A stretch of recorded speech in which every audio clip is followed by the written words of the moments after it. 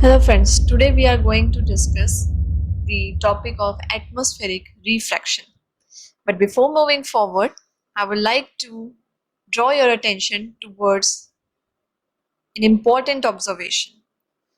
You must have observed the flickering or random wavering of objects seen through hot air rising above a fire. You must have seen that whenever there is fire, you see that the air just above it, if you want to see through it, you see the objects, all the objects would appear to be flickering, to be wavering. They don't seem to be fixed or constant. Especially during Havans, people would have experienced this because there is a fire and you can very well experience that the air just above it gives flickering images. Flickering objects are seen. You just see flickering objects, whatever, whether there is tree, a wall, anything, you would be seeing that as if all the trees, all the objects are just wavering. They are flickering. They don't seem to be constant. And so what we see is basically the apparent position of object, not the actual. Now what is apparent position? Apparent means something which is not actual. It is opposite of actual.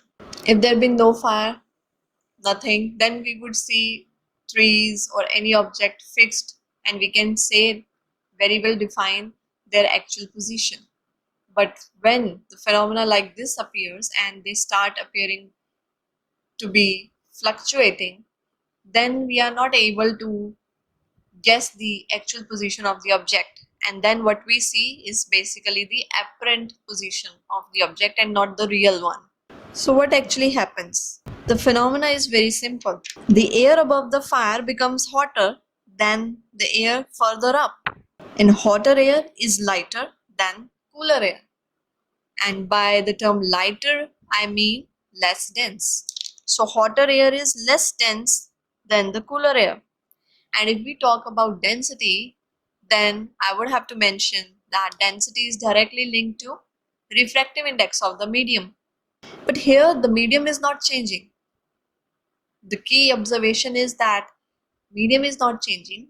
Medium is the same, that is air. But since different portions of air are having different densities, why? Due to change in temperature. The air which is closer to the fire, it's hotter. It would definitely be hotter. And the air which is further up, that would be cooler because it is not in direct contact with the fire, with the heat. And due to this change in temperature, there will be difference in the density of both the sections of air. And whenever there is difference in density, though the medium is same, but still those portion of air will be having slightly different refractive index. And whenever there is difference in refractive index, we know that refraction would definitely occur. As all the physical conditions of air are not constant, as we see that the density is changing and thus the refractive index would also be slightly different, so the apparent position of object fluctuates. And this is what our atmospheric refraction is. So this wavering is an effect of atmospheric refraction on a small scale. Air is the medium and refraction, because the light is not following its direct path. It's continuously changing its path, and that's why the object appears to be flickering, randomly wavering. Whenever there is change in density, there will be change in refractive index and refraction would occur. On a large scale, this atmospheric refraction results in a very common phenomena, that is twinkling of stars. We all have seen stars twinkling at night. There are rhymes on this twinkling of stars. It's a very wonderful experience, very wonderful phenomena to observe. But in reality, stars don't twinkle. They are basically huge masses of fire. They're just big balls of fire, just like our sun. The only difference being they are very, very far away from us. and the starlight has to travel extremely longer distances before reaching the Earth's surface. So when it is coming through the space, it is traveling in vacuum. So there definitely there isn't any refraction occurring. But the moment it enters Earth's atmosphere, it experiences different sections of air, each section having slightly different density. And in our case, the refractive index of the air keeps on increasing as it gets closer and closer to the ground. So if refractive index is increasing, that means medium is getting denser and denser. And if we experience mediums which are different in density, and if a light ray is entering from rarer medium to comparatively denser medium, then what actually happens? It bends towards the normal. So this is what is actually happening. So here, basically atmosphere bends the starlight towards the normal, because all the sections of air, we have stratosphere, troposphere, ionosphere, and all have different density of air. So the atmosphere keeps on bending the starlight towards the normal as it is going more and more towards denser medium. So at the top, very top, medium is rarer because we have very thin air present. But as we reach towards the ground, the air gets denser and denser. So the starlight is actually moving from rarer to comparatively denser medium, and that's why atmosphere bends the starlight towards the normal. So the starlight just keeps on bending toward the normal, and what we see is the apparent position of star and not the actual position. As you can see in the diagram, as starlight is coming down from the space, from top of the atmosphere to the ground level, the refractive index is increasing as we reach towards the ground, and that's why the ray path is not the straight one, it's a bent one. It's bending towards the normal. But again, if we extend what we see, the ray that reaches our eye, we tend to see in the straight direction. We never see in curved path or any random directions. Whatever we see, we always see with our eyes straight up to that. So when we try to see them straight, they appear to be somewhere which is shown by dotted line. So that is the apparent star position and not the actual one. So this keeps on happening. So this apparent position of the star is not stationary. It's not that it's fixed, because if it had been fixed, then again we won't have experienced the twinkling of stars.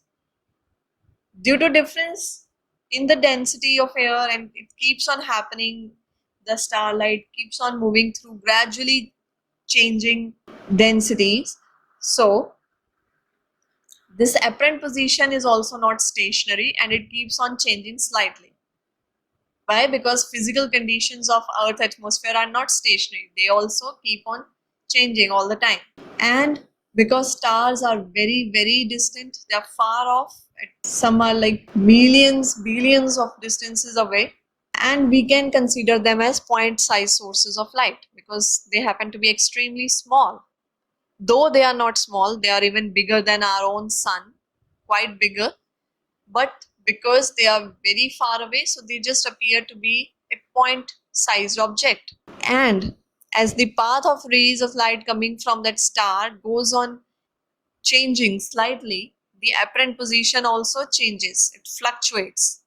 And the amount of starlight which is entering our eyes, that also changes. So that flickering phenomena is there. So sometimes star appear to be bright, sometimes faint, and this is the twinkling effect because it is happening continuously, and that's the reason that we experience a continuous twinkling effect. Now the question is, why don't planets twinkle? Well, planets are much closer, though they not might not be that big as star, but stars are far away and planets are very close to the earth, and we can consider them as extended objects. We are considering star to be point sized because they just appear to be as a point because of their extremely large distance from the earth. But planets are not that far away. They are part of our solar system and we know them. Even the sun doesn't appear to be twinkling because sun is the star of our solar system and it's not that far away. It hardly takes 8 minutes to the light to reach from sun to the earth's surface, earth's atmosphere. So planets are closer and we can consider them to be extended objects, and extended object means a collection of large number of point size objects. So even if each point size source of light in planet might be showing this refraction, but when we sum up, so all those effects, all the light coming from all the individual point size sources from the planet, they just average out to be zero, and therefore they just nullify the twinkling effect. So this is what actually happens. It's just that even if we consider them to be made up of large number of point size sources and each point size source doing exactly what we see in case of star, but even then all the sources, if we consider that phenomena, if we add up that phenomena of all the point size sources, then they just average out to be zero. They just cancel each other's effect and we don't see any twinkling effect in case of planets. Another phenomena that occurs fairly due to atmospheric refraction is advanced sunrise and delayed sunset. So what is it? We know we are able to see the sun when it is at the horizon. Horizon, it is the line at which Earth's surface and the sky appear to meet. So we are able to see the sun when it reaches the horizon. So even at sunrise and at sunset, it's like when the sun reaches the horizon, we are able to see it, and during sunset also, the moment it crosses the horizon, then we are not able to see it anymore. So now I have said the phenomenon is advanced sunrise and delayed sunset. So what actually happen is that at sunrise, the sun we see is not the actual position of the sun. It's the apparent position of the sun that we see during sunrise.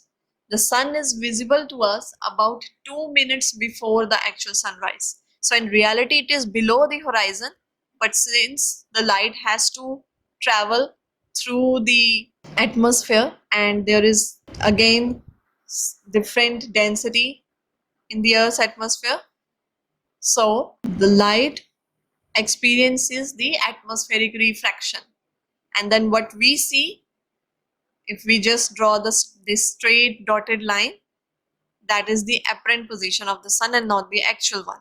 So all this again happens to be because of atmospheric refraction. And again, because sun is closer, it is an extended object, so we don't experience the twinkling effect. Twinkling effect is not there, but because twinkling effect is basically when light is coming from far off distance, because then sometimes it's able to reach to us properly, sometimes it's not, sometimes the light is fainter, sometimes it's brighter. It's because of that large distance. So that actually leads to twinkling effect, though atmospheric refraction phenomena is there.